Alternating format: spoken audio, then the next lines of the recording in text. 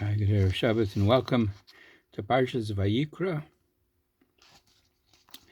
all about sacrifices.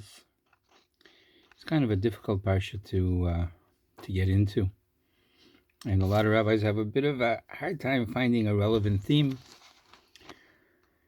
Even our commentators, like the Rambam and the Ramban, have a bit of a discussion, a bit of an argument, is a difference of opinion, shall we say, as to the role of korbanot, of sacrifices in the temple and going forward.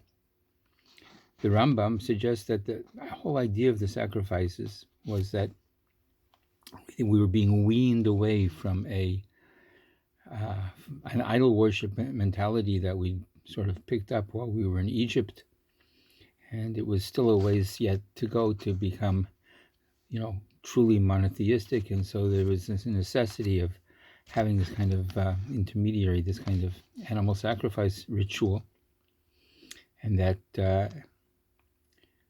as we mature as a nation, as a people, then we can begin to do without it, which ultimately we have. We've turned it into prayer that we use now. The Ramban, Nachmanides, disagrees very much with that approach. He feels that the whole idea of the Hebrew word for sacrifice is korban, and literally it means better, I think, maybe offering rather than sacrifice. In fact, the root of it is the word karev, which means to draw close, so that the whole idea of the korban is bringing us closer to Hashem, and that's what it's there for. It's to help bridge the space, the distance between man and God. As I indicated, they with the cessation of the temple, the sacrifices were replaced by the words of our mouths, by the prayers that we utter. So there's still a lot to learn in terms of our connecting to God, whether it's by word or even by deed, from the structure of the sacrifices that were present in the tabernacle and in the temple. I'm indebted to a colleague, Rabbi Eli Weinstock, for some of these ideas, and I hope I do them justice. There are basically three values in even today's current living situation that the idea of korbanot are relevant to. The first is that if an individual person from amongst the people of the land will sin unintentionally, and they do something they shouldn't have done, they become guilty, then part of the reparation process, the repair process, is apology to Hashem, doing his best to commit to a future without that activity, and the bringing of a sacrifice. So it's called a korban chatas, and it teaches us the value of mistakes, the opportunity to take note of and to learn from a mistake. We made a boo-boo, we messed up, and we take responsibility for it, and we grow from there. Okay, so that's one idea of the korban chatat. There are sacrifices that have to be brought. There are obligatory sacrifices, and there are sacrifices that can be brought. One such voluntary offering is called the korban shlamim, or peace offering, where some of the animal gets, after it's been slaughtered, gets burnt on the altar. Some of it is consumed by the kohanim, and some of it is consumed by the people that brought it, shared with their family. And it's almost seen as a celebration of life, of good fortune, of friends and of family. I mean, for everybody but the animal. It's seen as a very positive experience. So the korban shlamim teaches the value of using what we have in the appropriate fashion. This is, according to Rabbi Shimshon Raphael Hirsch, the epitome of Jewish philosophy of life. Not grief but joy is to form the eternal bridge to God. The highest form of divine service is to enjoy one's existence on earth before the countenance of God, to seek God even if and precisely because one does not look for any particular favors from him, not even to give thanks to him for some extraordinary fortune, just to have that connection. That's the concept of which the shlamim offerings are based. So it's the value of using what Hashem has given us in a meaningful and appropriate way. And the third one that we can learn something from is called the Korban Oila. The Korban Oila is the sacrifice that is totally consumed. It's called an elevation offering, sometimes translated in English as Holocaust, because it's consumed, it's burnt by the fire.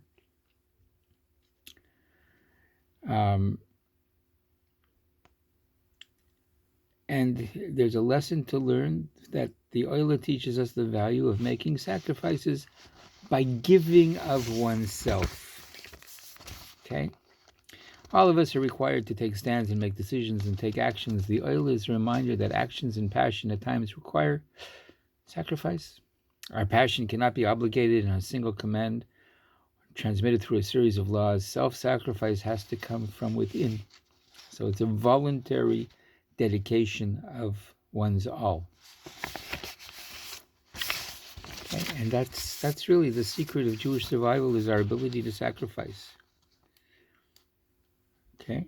That's why when rabbis urge their congregation, it's got to do with more than just putting money into the coffers of the shul. It's got to do with putting the people back into the shul.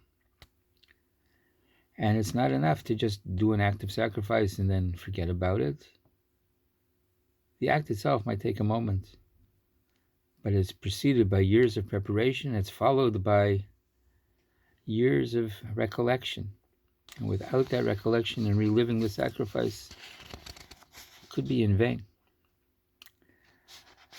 There is a story that I want to share with you about an army chaplain in the last war in World War II, who tells of a touching incident which illustrates this idea of giving of oneself.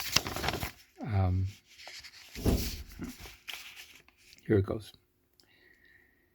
He was witness to the following event. A father had come to pay his first visit to his son, who was severely wounded in the Battle of the Bulge, and who was now in an army hospital after having both his feet amputated. When his father came into the room, the boy's eyes lit up. He said, "Hi, Dad." But the father just looked at his beloved son, and he stared at him, and his tears began to flood in his eyes because he couldn't speak. His throat was choking, and he turned his face away from the boy without saying a word. "Dad, what's the matter? What's wrong?" the young man asked. Finally, the father answered in a voice weighted with grief, "I can't bear to think of you having lost both your legs." "No, Dad," answered the boy. "Don't think of it that way. I didn't lose any legs. I gave them. I gave them in return for a clear conscience." It's a matter of change of perspective and keeping that attitude in a very positive way. This sanctuary that we performed all these sacrifices at, called the Mishkan, or Mikdash, the holy place. If we take the numerical value of the word Mikdash, we come to a value of 444. If we take the value of the letters of the word Bayit, our house, we come to the numerical value of 412. The difference between the two words is a matter of number 32. 32 is the numerical value of the word Lev, meaning heart, and is also the first letter base and the last letter Lamed of our holy Torah. So it's a matter of investing heart. Investing heart in what we do is what transforms a home into a place of sanctity. And an activity from being something that looks to be horribly cruel into something that's ennobling and brings us closer to Hashem. The pageantry and the beauty of the Mishkan of the temple were only effective if the hearts of the Jewish people were bound up in sincerity, and the beauty of our homes is only meaningful if it reflects an inner beauty in our hearts and our souls. And the value and worth and efficacy of our prayers is very much linked to how much we give of ourselves and invest in what we're doing.